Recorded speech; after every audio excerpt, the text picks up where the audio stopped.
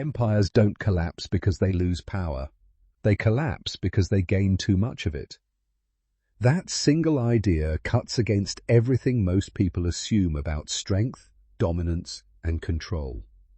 We are taught to believe that more power means more stability, that the bigger the empire, the harder it is to bring down. But history tells a completely different story, one that repeats itself across centuries, across continents, across cultures, and once you see the pattern, you cannot unsee it. The Roman Empire, the Mongol Empire, the British Empire, the Soviet Union. Each of these was, at its peak, considered virtually unbreakable. Each of them had military dominance, economic reach, and political authority that stretched further than anything before it. And each of them collapsed, not from an outside force overwhelming them, but from something far more subtle happening from within. History shows the same pattern again and again, and most people completely miss it because they are looking in the wrong direction. They watch for the enemy at the gates. They never watch the structure behind the walls. It starts simply. Power increases control.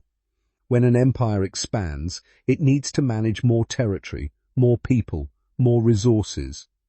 So it builds systems, administrative systems, military systems, tax systems, communication systems. These systems work. They are efficient. They allow a central authority to project its will across vast distances. And for a while, everything functions.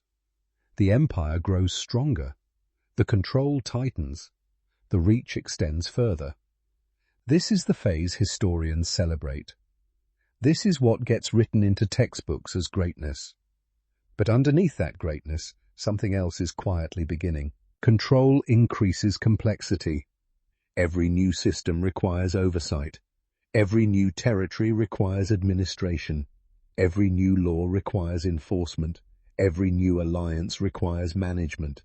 The empire is no longer just governing people. It is governing its own governing systems. Layers stack on top of layers. Bureaucracies expand to manage other bureaucracies. The machinery of power becomes so intricate that understanding it fully becomes impossible, even for those at the very top. And here is where the first crack appears. Not in the walls, not on the battlefield, but in the architecture of the system itself. Complexity creates instability, not immediately, not visibly, but inevitably. Leaders lose visibility over systems. This is one of the most dangerous and least discussed dynamics in the history of power.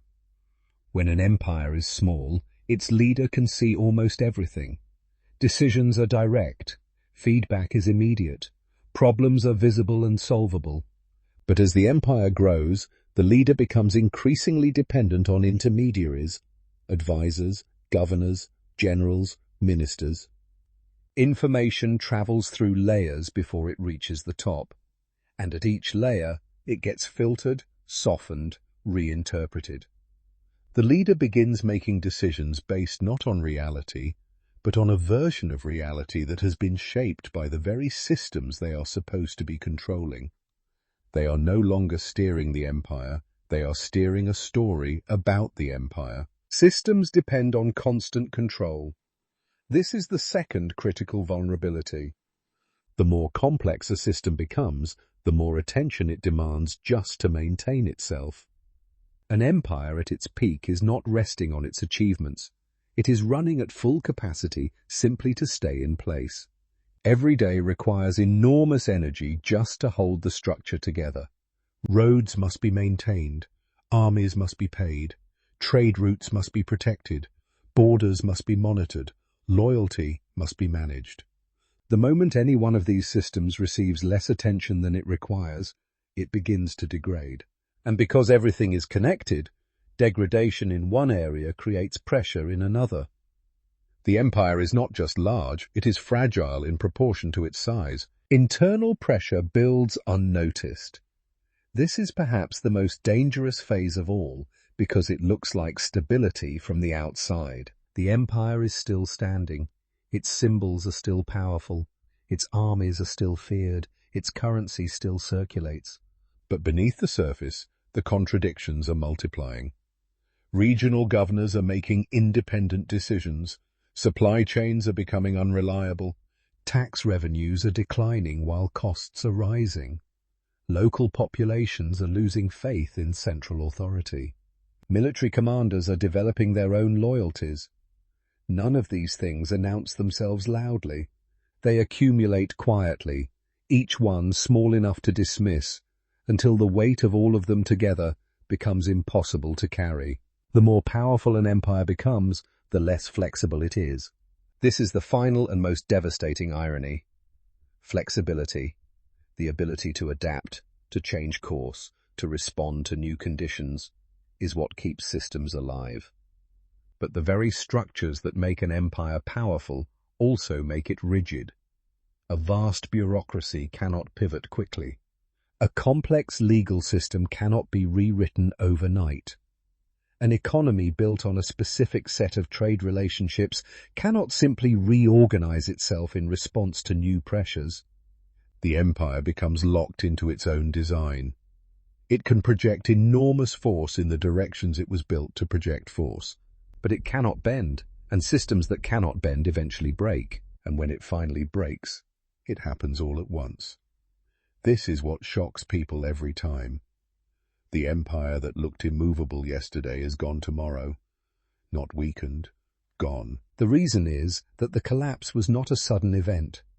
It was the final, visible moment of a process that had been building for decades, sometimes centuries. The pressure had been accumulating invisibly inside the system.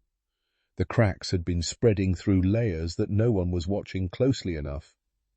And then one event, a military defeat, a financial crisis, a political assassination, a drought, acts not as the cause of collapse, but as the trigger. The structure was already hollow. The trigger simply revealed it. Every system that accumulates power faces this same trajectory. The pattern is not limited to ancient empires or distant history. It is a structural reality, one that applies wherever complexity, control, and scale come together without sufficient adaptability. The empires of the past were not uniquely flawed. They were simply the most visible examples of a dynamic that is built into the nature of power itself. Understanding this does not make collapse inevitable in every case, but ignoring it makes collapse far more likely. If you want more breakdowns on power, collapse, and hidden systems, subscribe and watch the next video.